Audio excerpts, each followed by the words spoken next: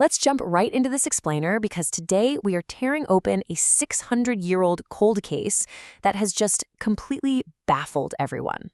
Historians, linguists, computer scientists, you name it.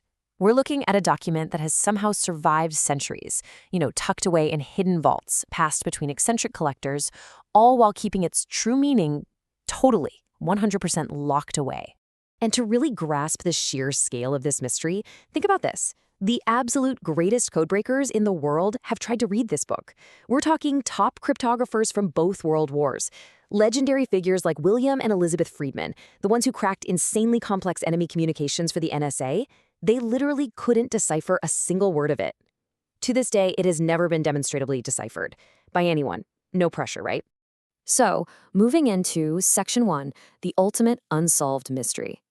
Let's set up our physical crime scene here. The document is officially known as Benneking MS-408, and it's currently locked up tight at Yale University. It's a 240-page codex, completely filled from left to right with this bizarre, unidentified flowing script, and it's covered in weird illustrations, plants that literally don't exist in nature, and these really complex cosmological diagrams. Now, for the longest time, skeptics thought, okay, come on, this has to be a modern forgery.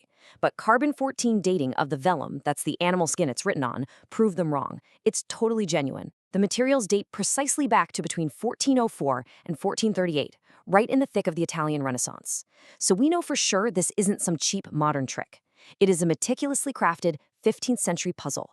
Which brings us to Section 2, following the historical trail. Before we get into the nitty-gritty of the cryptic text itself, we have to look at its wild chain of custody. I mean, how does a weird Renaissance manuscript end up in a modern American university? Well, our first confirmed owner was back in the 17th century, a Prague alchemist named George Baresh. He was actually so desperate to read it that he sent copies to scholars basically begging for help.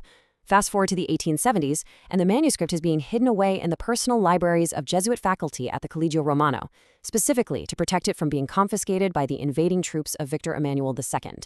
Then, in 1912, a Polish book dealer named Wilfrid Voynich scooped it up during a very discreet Vatican sale, which obviously is why we call it the Voynich manuscript today. After that, it passed to an antique dealer, Hans P. Cross. Amazingly, he couldn't find a buyer for the thing, and he ended up just donating it to Yale in 1969. All right, Section 3, cracking the linguistic code.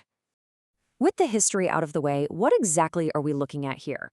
Well, experts call this unknown script Voynichese, and they've been pulling their hair out trying to figure out what it actually is.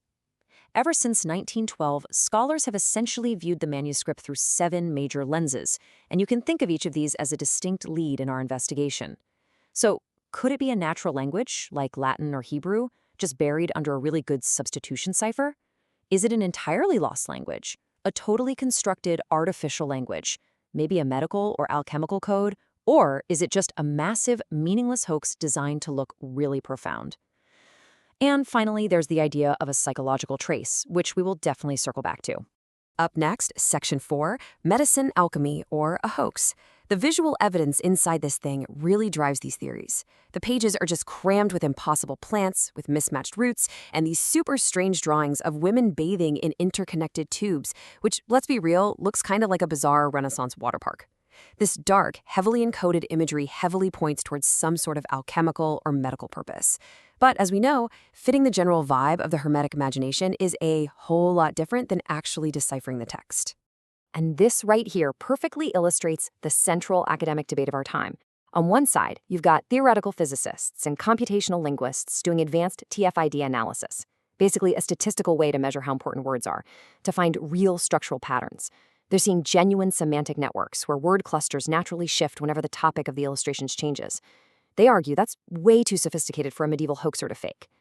But then, on the flip side, skeptics are pointing out, hey, there are 0 parallel texts, there are no translation keys, and honestly, the script just doesn't behave like a standard substitution cipher. It kind of looks like language, sure, but no natural language actually captures it. Let's move to Section 5, modern AI and false claims. In recent years, a shiny new tool entered this cold case, and eager researchers keep stepping up to the microphone to announce that artificial intelligence has finally cracked the code. Like in 2018, when computer scientists claimed algorithmic AI translated the text as encoded Hebrew. The problem? The academic community completely rejected it. Even cutting-edge AI fails here because algorithms fundamentally need a verified syntax to learn from. Without a key, the AI is literally just grasping at mathematical shadows. It completely fails to produce any sort of consistent, verifiable translation that actual scholars can accept. And the academic pushback to these wild claims is absolutely fierce. For example, there was a 2019 theory where a researcher claimed the manuscript was actually a map of the active volcano, written in some Proto-Romance language. Well, leading medieval scholar Lisa Fadgen-Davis came in and aggressively punctured that claim. She basically said his translations from what is essentially gibberish are themselves aspirational rather than being actual translations. It's completely circular logic, you see.